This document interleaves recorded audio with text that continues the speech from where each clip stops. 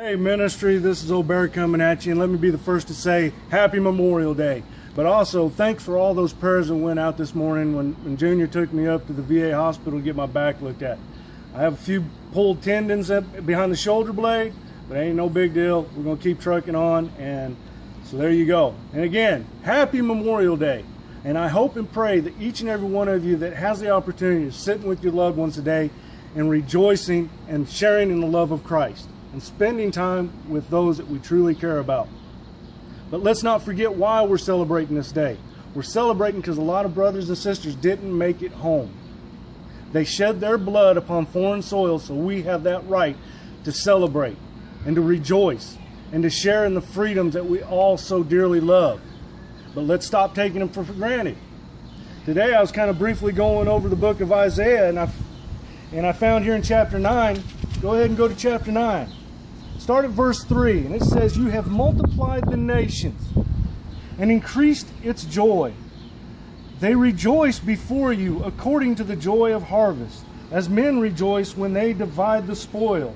For you have broken the yoke of his burden and the staff of his shoulder, the rod of his oppressor and the day of Midian. For every warrior's sandal from the noisy battle and the garments rolled in blood will be used for burning and fuel for garment." Now Isaiah was prophesying about what Jesus Christ was about to do. Jesus Christ wasn't even born yet, and he was prophesying what he was fixing to do. But it was also speaking of warriors and what they would do.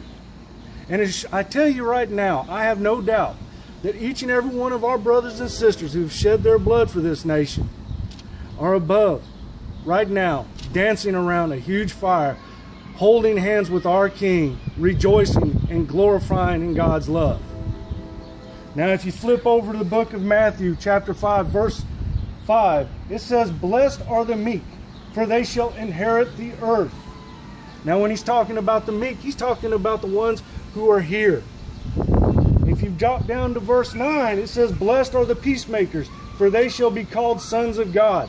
He is talking about those who have had placed upon their hearts to go forth and to defend the freedoms for the meek to rejoice in, to live by.